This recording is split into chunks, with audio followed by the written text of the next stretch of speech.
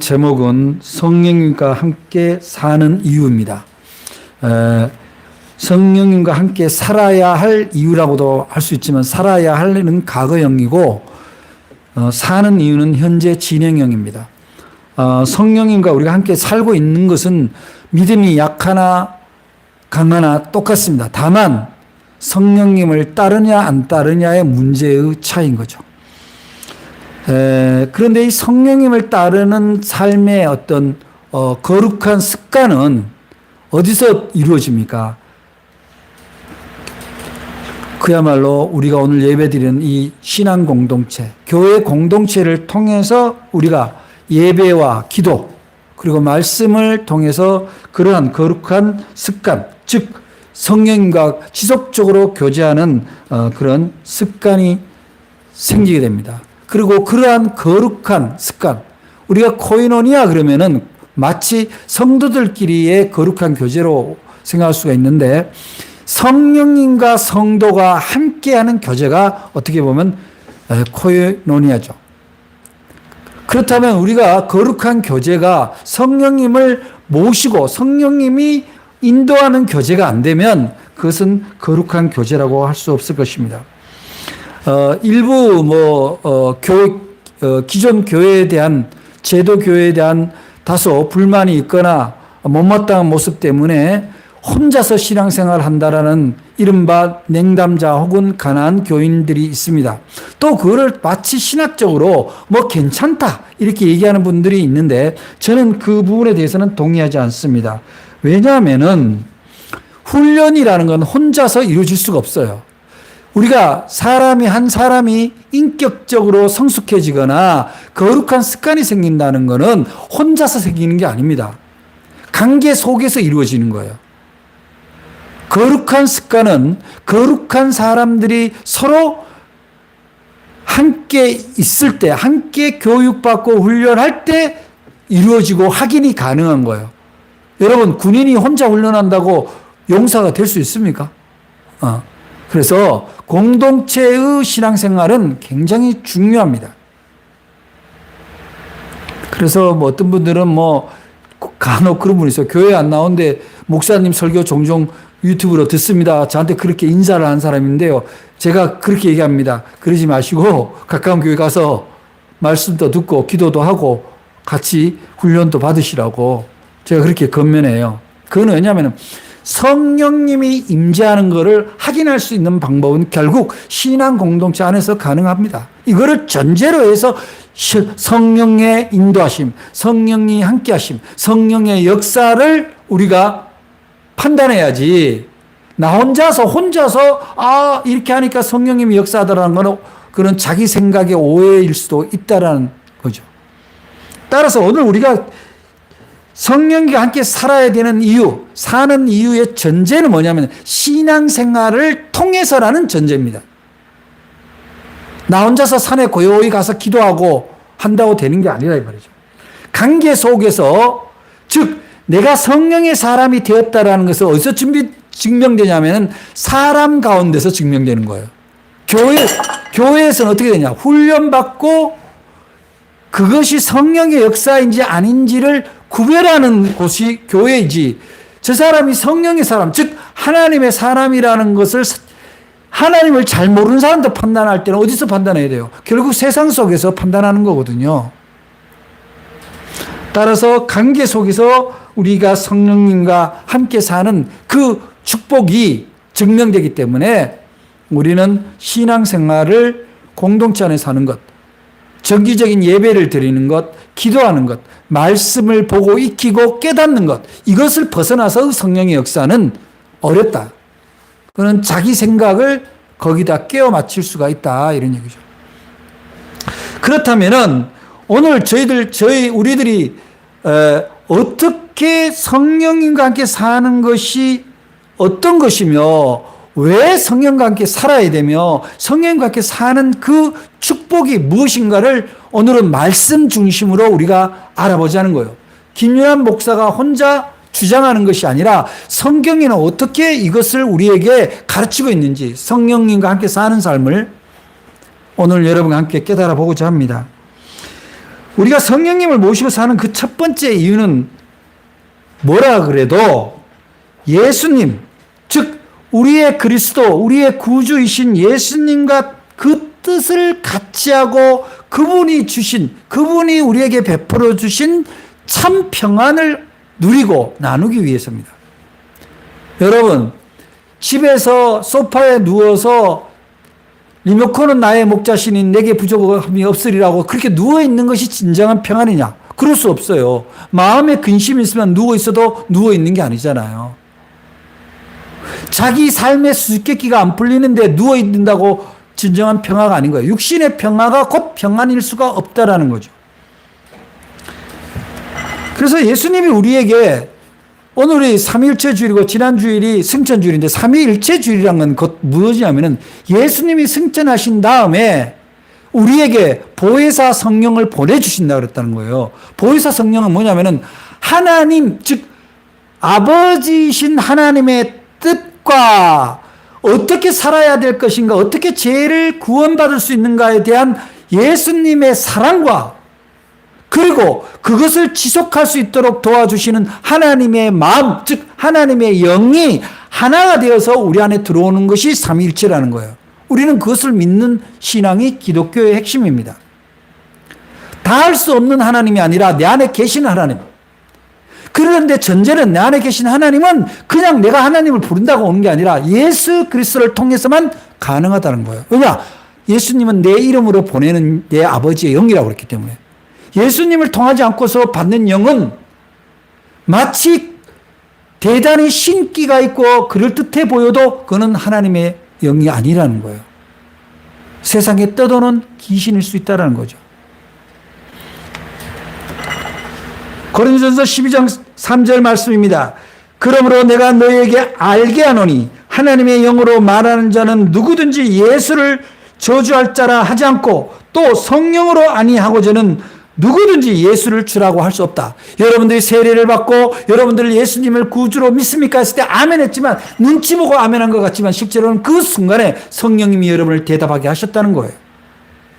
여러분이 처음 신앙생활을 할 때 물론 뭐 모태신앙도 있습니다만은 처음 신앙생활을 할 때 교회 올 때 아유 누가 자꾸 겉면에서 어쩔 수 없이 미안해서 고마워서 눈치 보고 나왔다고 얘기하지만 그 과정 자체가 성령님의 인도하심이라고 믿으시길 바랍니다.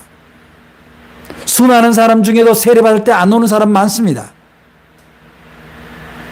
성령의 임재는 바로 예수를 주라고 하는 사람에게만 성령님이 임재하신다는 사실입니다.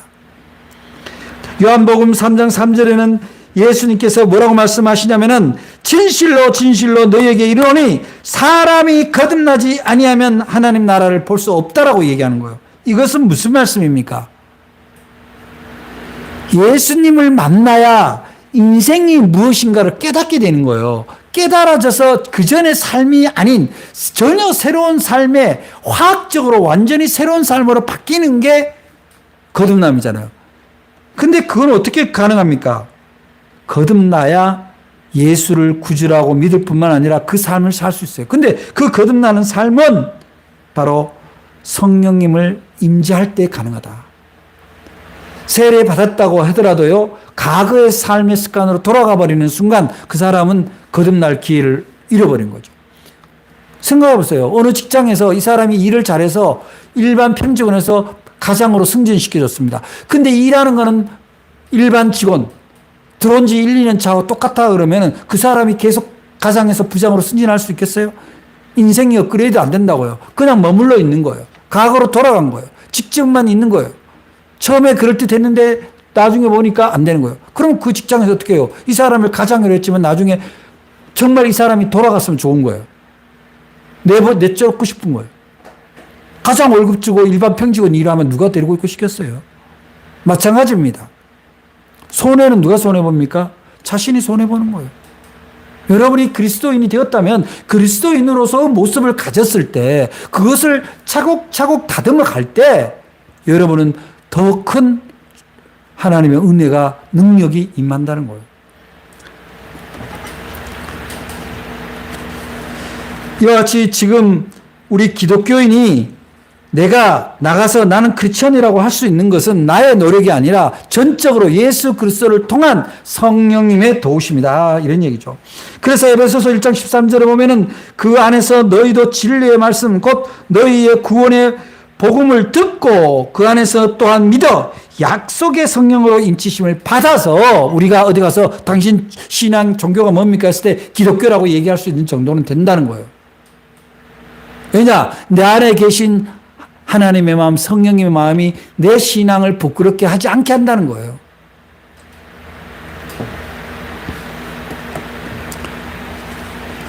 요한복음 6장 65절은 또 이렇게 말씀하고 있습니다. 전에 너희에게 말하기를 내 아버지께서 오게 하여 주지 아니하시면 누구든지 내게 올 수 없다 하였노라. 또한 마태복음 11장 27절에 내 아버지께서 모든 것을 내게 주셨으니 아버지 외에는 아들을 아는 자가 없고 아들과 또 아들의 소원대로 계시를 받는 자 외에는 아버지를 아는 자가 없다. 즉 하나님을 아버지라고 부르려면 예수 그리스도를 구주로 해서 그분이 아버지라고 했던 것을 우리도 아버지라고 할 수 있는 그 믿음에 이르렀을 때 그때 어떻게 되냐? 성령님도 함께 일하신다는 거예요. 여러분 기도는 하나님 아버지 이렇게 기도하면서 일은 모든 자기의 활동은 자기 뜻대로 한다면 그 사람은 성령을 거스르는 사람이죠. 여러분 삶의 습관을 돌아보시기 바랍니다. 그래서 성령님이 우리한테 임재를 하시면 내가 늘 말씀을 전할 때마다 하지만 성령님 임재하는 거는요. 내 안에 성령님한테 내가 노크를 하는 수밖에 없는 거예요. 내가 성령님을 찾는 수밖에 없어요. 주님 이렇게 한번 우리 해봅시다. 주님 주님을 찾는 걸로부터 우리는 성령님이 내 안에 계시다는 걸 알 수 있습니다. 여러분 힘들 때, 지칠 때, 너무나 외롭고 너무나 고통스러울 때 주님 이름 불러보세요. 정말 놀라운 위로와 평안이 나도 모르게 임하는 것을 여러분들이 경험할 수 있습니다. 왜 주님 이름 부르면 눈물이 나는지를 알 수가 있는 거예요. 성령님이 우리와 동행하시면 나타나는 현상이 있습니다. 그것이 바로 평안이라는 거예요. 위로라는 거예요. 요한복음 14장 27절에 평안을 너희에게 끼치노니 곧 나의 평안을 너희에게 주노라. 내가 너희에게 주는 것은 세상이 주는 것 같이 아니하니라. 너희는 마음에 근심도 말고 두려워하지도 말라. 바로 그 평안은 바로 예수님이 십자가 보혈로 우리에게 허락한 성령님이 주시는 평안이라 이런 말씀이죠. 믿음이 없이는 성령의 그 내주하심을 누릴 수가 없어요. 여러분에게 정말 신신당부, 거듭 당부를 하기는 믿음으로 성령님을 의지하시기 바랍니다. 로마서 8장 1절로부터 2절에 보면 그러므로 이제 그리스도 예수 안에 있는 자에게는 결코 정죄함이 없나니 이는 그리스도 예수 안에 있는 생명과 생명의 성령의 법이 죄와 사망의 법에서 너를 해방하였습니다. 이게 여러분 잘 이해해야 되는 게 죄와 사망의 법에서 해방되었다는 건 뭐냐면 갈등이 있을 때, 욕심이 나를 일으킬 때, 세상의 방식이 나를 유혹할 때 성령님께 묻는 사람은 거기로부터 자유로워져요. 갈등이 정리가 된다는 거예요. 아, 내가 내 마음의 욕심으로는 이 일을 하고 싶은데 하나님께 기도하면 그 일은 너에게 마땅하지 않으니 그렇게 하지 말아라. 라고는 내 속에 응답이 있으면 그걸로 아멘 하면 그 일을 안 하면 편한 거예요. 이 세상에요. 가장 빠르고 정확한 길은요. 옳게 가는 거예요. 바르게 가는 거예요.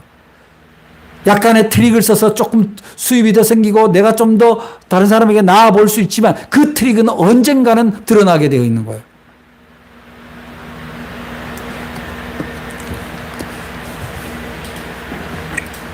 그래서 우리가 잘 아는 말씀 요한복음 8장 32절에 뭐라고 그래요? 진리를 알지니 진리가 너희를 자유케 하리라. 즉 하나님의 말씀을 기억나게 하고 깨닫게 하고 생각나게 하고 적용하게 하는 성령님이 우리를 붙드시면 우리가 세상 속에서 갈등하고 두려워하는 문제가 그로부터 자유로워진다는 거예요. 가장 큰 자유는요. 물질로부터 자유입니다. 물질로부터 자유. 대부분 사람들이요. 무력 때문에 무너져요. 그 다음에 어느 정도 재물이 찬 사람들 뭐에 무너집니까? 자기의 성관념이 흐려지고 여유가 있으면 딴 생각을 하고 성추문을 일으켜.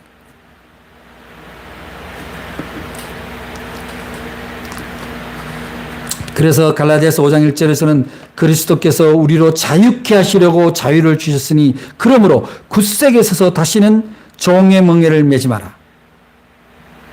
이게 무슨 얘기입니까?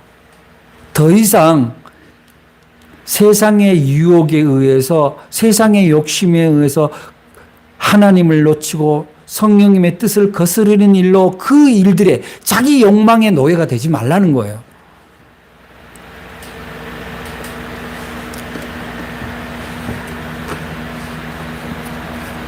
복음서를 유심히 보면 예수님께서 제자들에게 설교로 교훈하실 때 처음부터 성령에 관해서 말씀하시지는 않아요.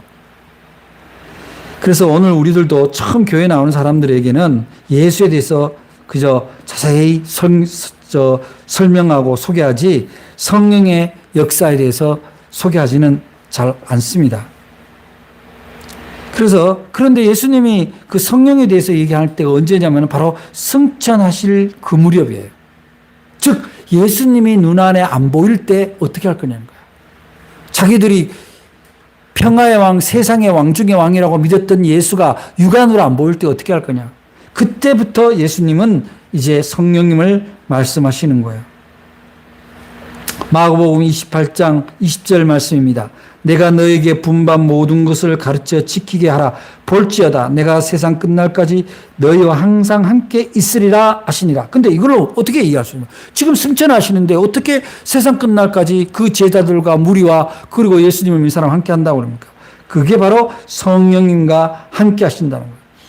오늘 16절 말씀에 내가 아버지께 구하겠으니 그가 또 다른 보혜사를 너희에게 주사 영원토록 너희와 함께 있게 하시니라. 이 말씀을 바로 일컬어서 영원히 내가 세상 끝날까지 너희와 함께 하겠다.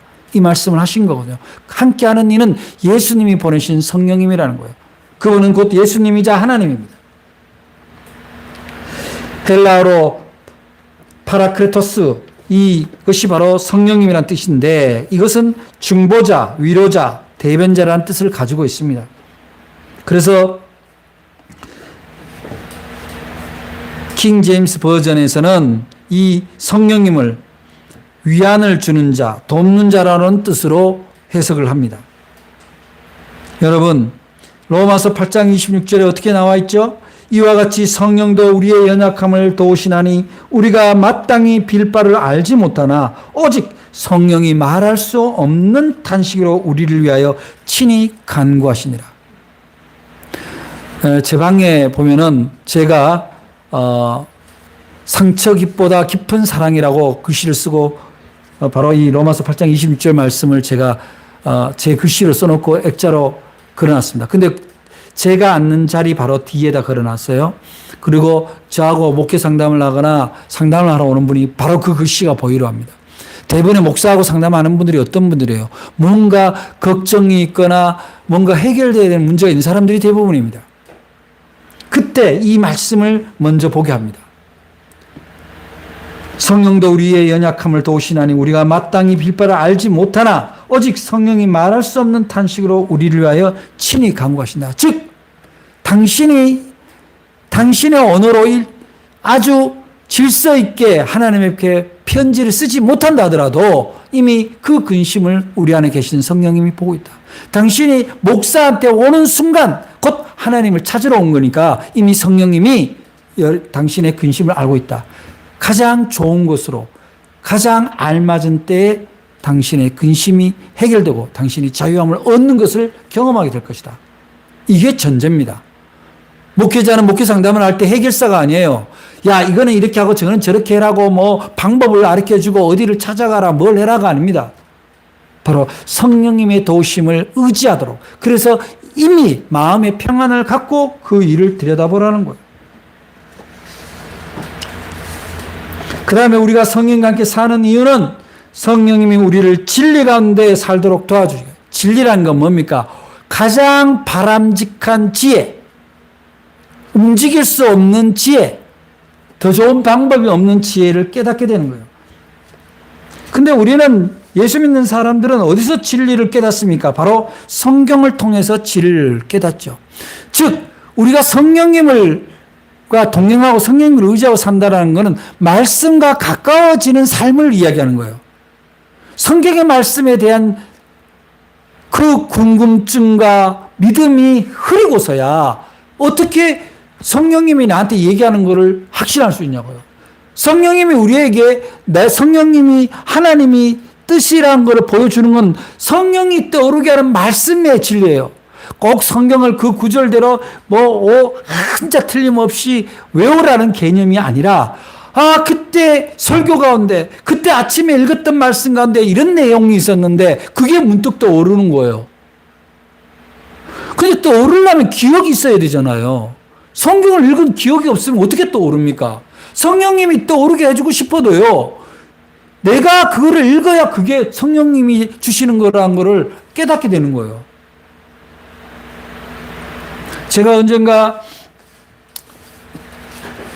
사업을 하다 망해서 정말 그 인생의 마지막으로 소주를 먹었던 데인데 소주 먹고 속이 안 좋아서 하단 앞에 속을 달래고 있을 때 그때 네가 왜 여기 있냐는 음성을 제가 2번 들었습니다. 근데 저는 그것이 정말 하나님이 나한테 주신 말씀이라는 건 있지만 그것이 어떻게 해서 나한테 왔는지를 궁금했던 거예요. 그런데 어느 날 제자 훈련을 하는데 그 말씀이 바로 엘리야에게 주신 말씀이에요. 2번씩이나. 근데 언젠가는 제가 설교를 듣거나 하나님의 말씀을 읽었을 때 분명히 내 안에 들어왔겠죠. 설교를 듣든지 성경을 읽었든지 그것이 제 잠재 속으로 들어와 있었던 것이 그날 성령님이 떠오르게 한 거예요. 왜 그게 확신이 되냐면은 내가 언제 읽었느냐는 언제 들었냐는 기억은 없지만 그 음성을 듣는 순간 하나님이다. 하나님이 내게 말씀하시는구나. 그러면서 그 이후로 제 인생은 180도 컨버전이 된 겁니다. 여러분, 말씀을 사모하게 되고 말씀을 읽게 하시는 분도 성경입니다. 오늘 말씀 17절에 보니까 저는 진리의 영이라 세상은 능히 저를 받지 못하나 이는 저를 못하나니 이는 저를 보지도 못하고 알지도 못함이라. 그러나 너희는 저를 아나니 저는 너희와 함께 가심이라. 또 너희 속에 계시겠습니다. 또한 요한복음 14장 26절을 보면은 보혜사 곧 아버지께서 내 이름으로 보내실 성령 그가 너희에게 모든 것을 가르치시고 내가 너희에게 말한 모든 것을 생각나게 하시리라. 즉 성령님이 여러분에게 생각나게 하신다는 거예요. 근데 생각이 나려면요 기억의 저장소에 뭐가 있어야 되는 거예요. 성경 한 줄 안 읽고 말씀 한 절 안 듣고 내 인생이 성령님의 도움을 받아서 잘 될 거라는 기대를 하시면 오해입니다. 물론 하나님의 특별 계시로 도움을 줄 수는 있습니다. 그 인생을 구원하기 위해서. 그래서 우리가 그 주님이 주시는 말씀, 성경의 말씀이 떠오르게 된다는 것은 바로 성령이 오시면 그렇게 된다는 거예요. 요한복음 16, 13절에도 같은 말씀을 합니다. 그러하나 진리의 성령이 오시면 그가 너희를 모든 진리 가운데 인도하시리니 그가 자의로 말하지 않고 오직 듣는 것을 말하시며 장래 일을 너희에게 알리시리라. 여러분, 성경을, 기독교 신앙을 우리는 오래된 미래라고 얘기합니다. 즉 성경에 있는 모든 기록들은 오늘에도 그대로 적용이 되고 미래에도 그대로 적용되는 이야기들입니다. 따라서 성령이 우리 안에 깨달아지게 하는 성령님이 여러분에 함께 있다면 여러분은 내일의 일에 대해서도 크게 두려워할 필요가 없습니다. 따라서 성령이 충만해지면 결국 성경대로 살려고 하는 그 삶에 거룩한 습관이 생기고 의지가 굳건해집니다. 삶의 전반에 성경이 표준적인 판단의 기준이 된다는 거죠. 성경이 우리 삶의 기준이 된다는 겁니다. 성령의 인도를 받아도 능력을 행하고 악의 영을 받아도 이상한 기적이 일어나긴 합니다. 그러나 중요한 것은 사람들이 그걸 분별하기 힘들기 때문에 이단에게 쏟기도 하고 또 자신이 그냥 자기도 모르게 이단이 되기도 합니다. 따라서 심판날 우리가 이단의 악령에 속아서 그렇게 가짜 신앙에 살아갈 거냐? 아니면 하나님의 도움을 받아서 거룩한 삶으로서 하나님이 천국으로 여러분을 인도할 거냐? 이것은 바로 지금 내가 성령님을 온전하게 의지하느냐, 말씀 가운데 의지하느냐, 그것을 알 수가 있다는 겁니다.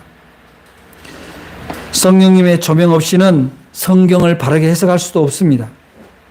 여러분, 이 이단들이 특징이 뭐냐면 성령을 자꾸 신비주의로 뭔가 이상한 현상을 일으켜서 그것이 성령의 역사라고 속이는 그런 건데, 예수님은 그렇게 얘기하지 않고 성령의 임재를 받은 사람들은요, 자기가 현실적으로 다소 불리하고 불이익이 있다 할지라도 그것이 생명을 살리는 일이고 사랑을 행하는 일이라면 기꺼이 나가는 용기입니다.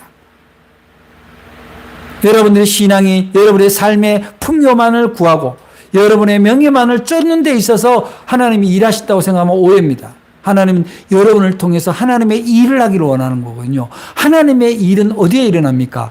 세상에 할 수 없는 현장에서 일어나는 거예요. 절망의 끝자락, 고통의 끝자락에 있는 곳에서 하나님이 일하시거든요. 근데 거기에 누구를 통해서? 성령의 사람을 통해서, 기도를 통해서, 그 사람의 사역을 통해서 하나님이 일하신다는 거예요.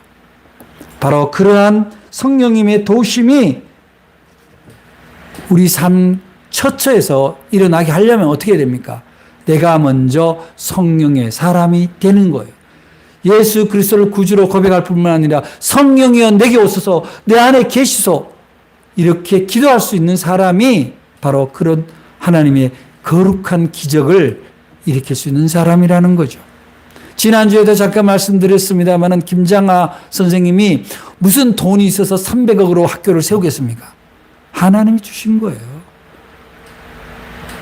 무슨 돈이 있어서 1000명, 2000명에게 장학금을 무려 100만 원, 200만 원씩, 300만 원씩 그렇게 줄 수 있습니까? 하나님이 주시는 거예요. 왜냐? 그 일은 곧 하나님의 거룩한 일이기 때문에. 그 작은 체구에 한 사람이 얼마나 놀라운 역사를 일으키고 있는가. 그것이 성령님이 하시는 일이다, 이렇게 보는 거죠. 요엘서 2장 28절 29절에 보면 내가 내 신을 만민에게 부어주리니 너희 자녀들아 장래일을 말할 것이며 너희 늙은이는 꿈을 꾸고 너희 젊은이는 이상을 볼 것이며 그때 내가 또 내 영으로 남종과 여종에게 부어줄 것이다. 이게 성령입니다. 누구에게나 주겠다라는 거예요. 어떤 사람요? 찾는 이에게 주겠다는 거예요. 그러면 어떤 일이 일어납니까? 사도행전 2장 4절에 저희가 다 성령의 충만함을 받고 성령이 말하게 하심에 따라 다른 방언으로 말하기를 시작한다.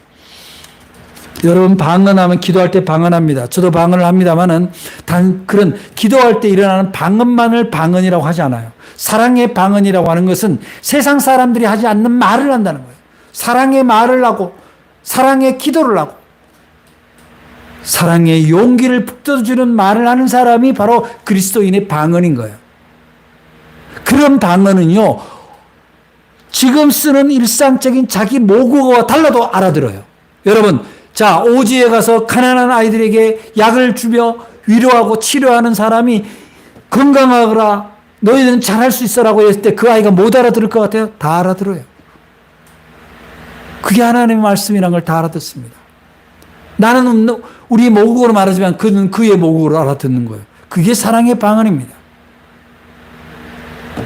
제가 중국에서 현지 목회자, 지하교회 목회자들 사역, 집회를 일주일 동안 한 적이 있는데, 제가 한국말 하잖아요. 그러면 이게, 한국 조선족 전도사가 통역을 하기 전에 아멘이 나와요.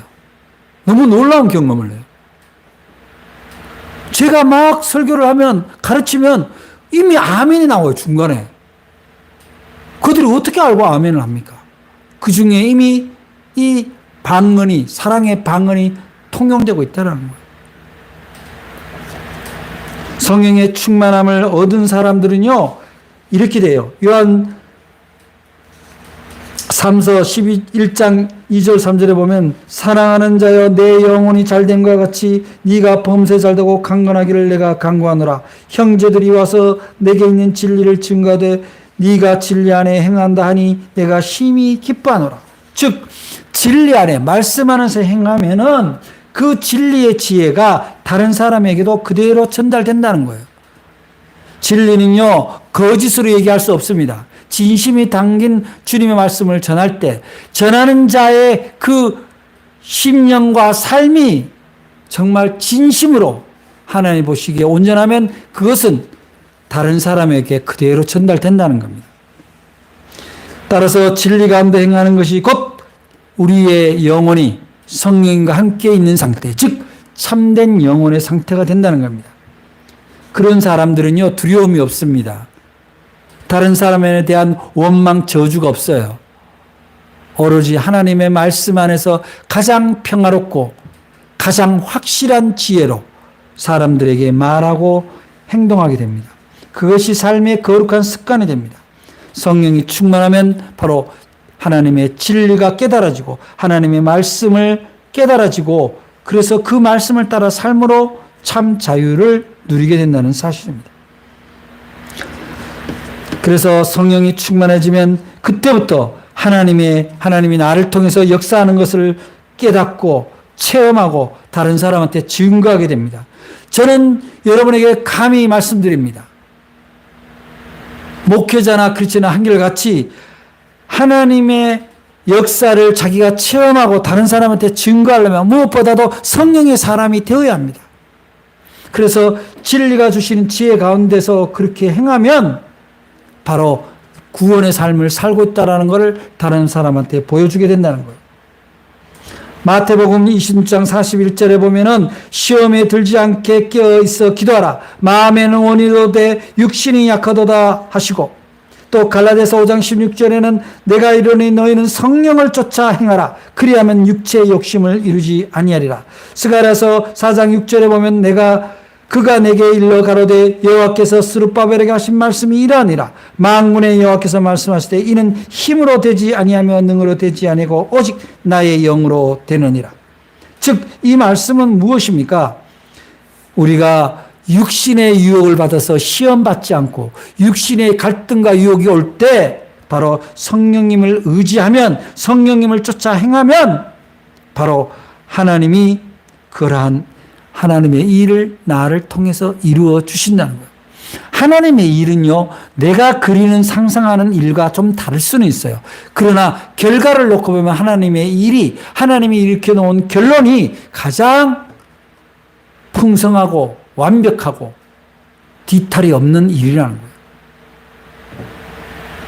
사랑하는 여러분, 여러분은 하나님의 사랑으로 오신 예수 그리스도의 그 십자가 은총으로 말미암아 성령님을 모실 수 있는 그런 자격이 이루어진 거예요. 얼마나 큰 은총입니까?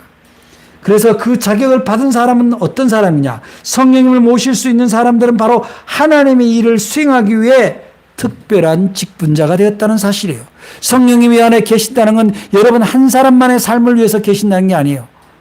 만민을 위해서 여러분에게 부어주신 그 성령이 여러분을 통해서 많은 사람들의 갈급한 심령을 위로하고 치유하며 함께 성령이 주시는 평안을 나누는 삶을 살 수 있도록 여러분에게 성령님을 주십니다.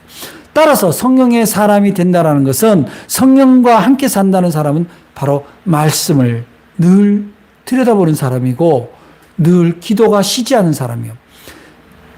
기도가 쉬지 않는다는 건 뭡니까? 모든 문제마다 하나님께 묻는다는 거예요. 성령님께 묻는다는 거예요. 성령님, 오늘 일어난 일들이 저에게 예비되어 있는데 이 일이 하나님 보시기에 온전한 일이 되게 해주시고 사람과 사람 사이에 평안을 이룬 일이 되게 해주십시오. 이렇게 기도하는 사람이 될 때 그 평안이 실제적인 열매로 나타난다는 거예요. 사랑하는 여러분, 여러분들은 그런 측면에서 어떻게 보면 세상에 성령을 날마다 모시고 살아가는 사람은 날마다 기도 제목이 떠오르는 사람이기도 합니다. 안일한 사람이 아니라 갈급한 사람이 될 수도 있습니다. 왜냐? 모든 사람의 가까운 사람, 먼 사람 할 것 없이 나라와 공동체의 문제, 인류의 문제, 자연의 문제까지 나에게는 그것이 기도의 제목이 되기 때문에 그렇습니다. 바로 그러한 갈급한 심령이 되는 사람, 영적으로 줄인 사람처럼 날마다 성령을 의지하는 사람, 그 사람이 바로 기독교인입니다. 그 사람이 진짜 크리스천입니다. 그러면 그 사람은 하나님이 그 사람을 통해서, 그 사람의 기도를 통해서 바로 그 기도하는 사람 본인과 그가 기도하는 대상에게 하나님이 놀라운 역사로 응답하시고 필요할 때 필요한 일을 제시하시는 그런 경험을 성령을 모시고 사는 사람이 할 수 있다는 거예요. 사랑하는 여러분, 여러분은 성령의 사람입니다. 이미 성령의 사람입니다. 중요한 건 그 성령님의 뜻을 따라가느냐의 문제예요. 시시때때로 나를 유혹하는 세상의 것에 주저앉지 마시고 성령님을 따라 진리를 알고 그 진리를 기준으로 사랑을 행하고 거룩한 관계가 이루어지는 복된 사람들 다 되시기 바랍니다. 기도하겠습니다. 사랑의 주님, 오늘 성령의 사람이 되고자